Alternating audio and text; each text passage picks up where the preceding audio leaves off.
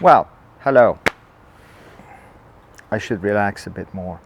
I'm terribly sorry about the delay, but something happened, something unexpected. So, as you may recall, in my previous video, the very first one I think it was, or was it the second one? I can't remember now. There have been so many.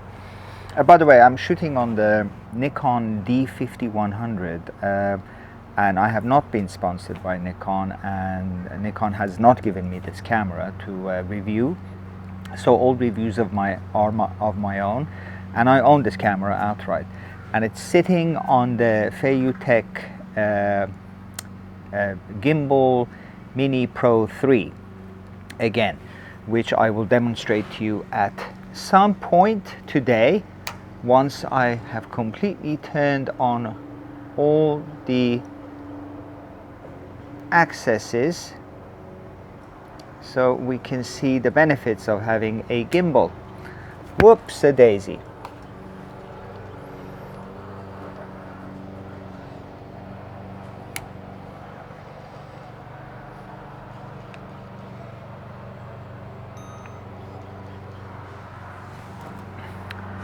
Right, as I said, shooting on the Feiyutech Gimbal Mini Pro 3, and everything seems to be fine, and I'm on the Nikon D5100, as I said. Yes, Feiyutech did not supply me with this gimbal. It is my own gimbal, so the review is entirely mine, I assure you.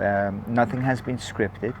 I did not get a phone call to be told what to say, and how to say it for that matter. But anyway, where were we? Yes, something unexpected happened. So as you may recall, I was going to talk about some full frame cameras that I owned from years ago, the Nikon D3 and the Nikon D700. Well, about a week ago, just after I made my last video for you people, I went into a camera shop and I exchanged all of those cameras for a Sony A6300. Now, I did that because it was available, and I got two lenses with it. The I think it's the 18 to 105, and then the other one 45 to something else that I can't remember. Anyway, I'll get back to you on that. By the way, we're on one of the lenses that comes. That used to come as a kit lens for Nikon, and it's the 18 to 55, and I suspect right now we're on 3.8 focal length. But anyway, I was going to talk about those full frame cameras, but obviously I can't now because I don't have them anymore. So what I have right now in my kit is the Nikon Z30, the Canon M50, and the Sony A6300, all of which are my own. I have not been sponsored by anyone, but feel free, if you do want to sponsor me, you can. I know my subscribers are low, but what mighty contests rise from trivial things, said Alexander Pope. But anyway, at any point, primarily the reason for all of these videos is that you can shoot with older equipment. It is possible to make YouTube videos using older equipment, and of course, you know, why not?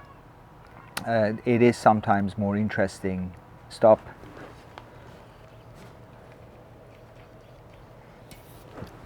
Start. More interesting to make videos with older equipment, certainly challenging, at least anyway. And I know Casey from Camera Conspiracies likes doing that too. He likes to challenge himself. Anyway, let's give this gimbal another go, because I feel that the last time I didn't do it much service. So I'm gonna stand up here, and I mean, it follows me beautifully. I'm awfully impressed by it, and I have to admit the tracking on the Nikon D5100 is actually quite impressive. I'm standing about 5 feet from the camera right now. Let's see how far I can go back and whether it will try and keep that focus, automatic focus. Let me just get the mic sorted out so we can extend it. So I'm about 6 feet away right now. I always have microphone problems, and I'm sure everybody else does too.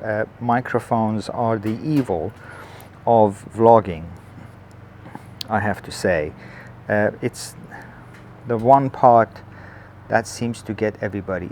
I mean, this is about just over 6 feet away, and it seems to be holding up quite well. Let's go back a little bit further. I'm about 10 feet away now. So, am I in focus, everybody? Can you see me? I know that the gimbal is following me, no problems whatsoever. In comparison, yes, is it on me? Well, let me come a bit closer. So it is possible to, like I said previously, it is possible to shoot videos using older equipment. And in fact, sometimes it might even be preferred. I'm going to talk about the Sony A6300. I think it's a fantastic camera. I mean, it is again 8-bit like the Canon M50 is, but it has some of the logs which I will talk about at a later point. The M50, the Canon M50 doesn't have those picture profile logs, which is neither here nor there really. I have a bit of a love and hate relationship with DaVinci Resolve right now.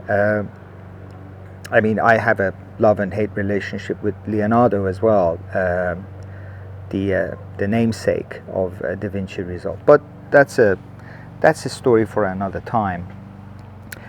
Some of the things that have been happening in the camera world are somewhat disturbing at times. I was recently looking at the Sony Alpha 7C Mark II, which, as you know, is a cinema camera.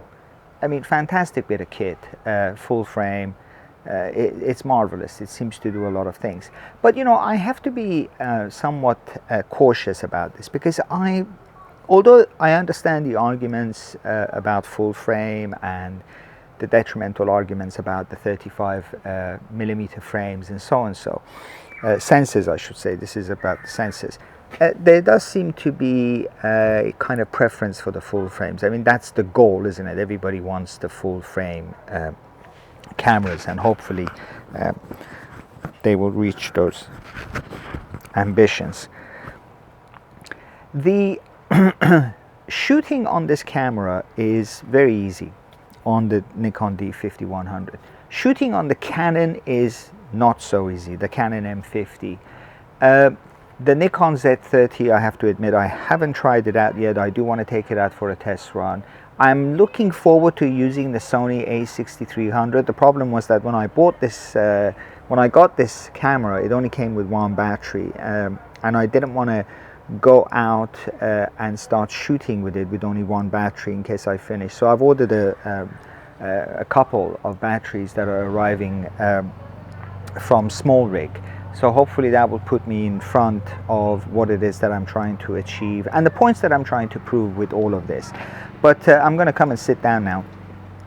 And like I said, tracking seems to be good. It's kind of there, so that's not too bad. Again, I constantly keep on proving my point. It's easy. It certainly is achievable to shoot with these older cameras. They seem to do the job, especially if you put it on a gimbal like this that has auto tracking. It works even better. I watch a lot of reviews, including Camera Conspiracies, about. I mean, you know, Casey's very technical. I mean, he's just completely out there. He knows what he's doing, and sometimes he even knows what he's not doing. Which is quite the adulation, I think. But there are other people who talk about cameras in a very specific way, and I think most of us who want to buy a piece of equipment and start recording, we're not quite as intricate as some of these reviewers and commentators about cameras are.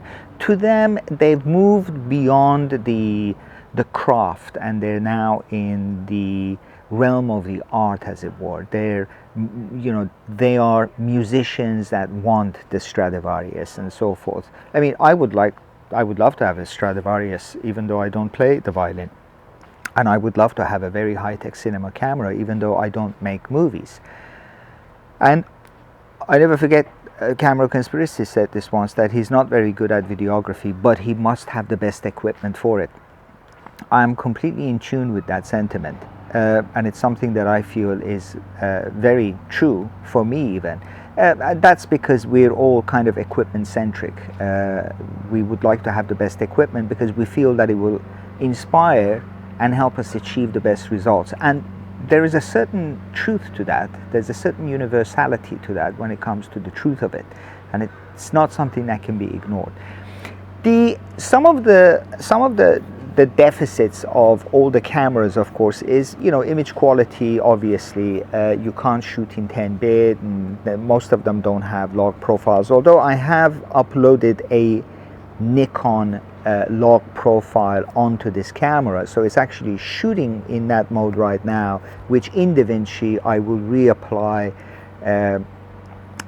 It does recognize the Nikon sign as a or Nikon Cine, as some people call it, when you're processing the image. So that's going to help, and then we'll see what it looks like.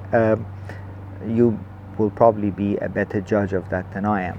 But you know, the thing with these cameras, with the older equipment at least, is that you basically are having the same burden as you would with the new equipment as well. Don't think for a moment that the new equipment will exempt you from having these growing pains and understanding how these things work, and trying to get the best of it, because it's not. You're going to have exactly the same problems with the newest Sony camera that you would with an older camera. Yes, except the fact that the standard shot out of the newer cameras are going to look much more, they're going to look more crisp, and you can tell that it's a much newer approach to video and image taking.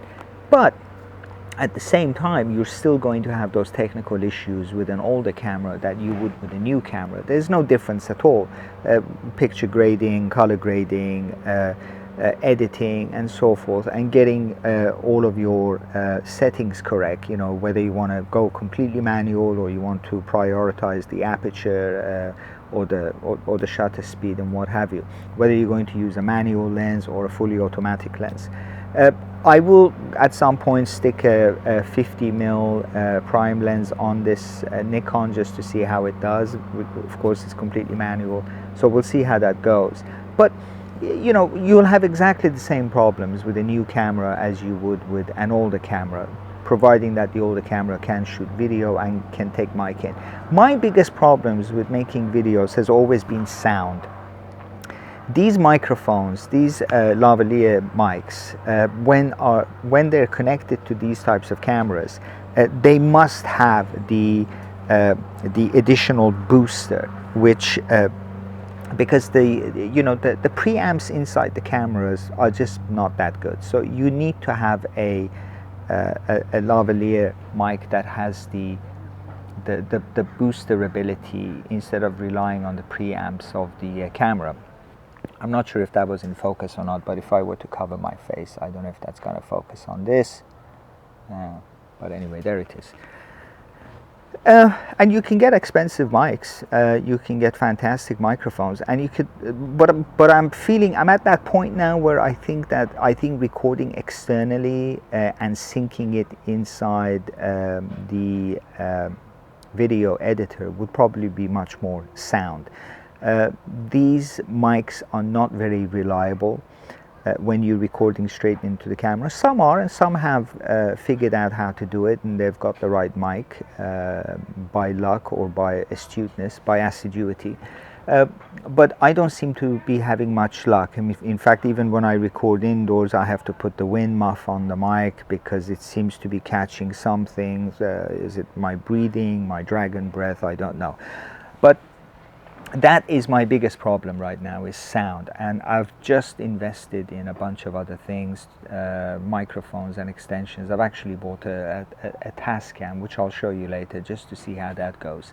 The sound might be better. But anyway, I'm terribly sorry about the delay. The delay was basically because I sold those cameras and I picked up the Sony a6300, and I'm looking forward to shooting with it and talking about it a little bit more. It is a completely different beast to the Canon M50. It's a completely different beast to the Nikon Z30.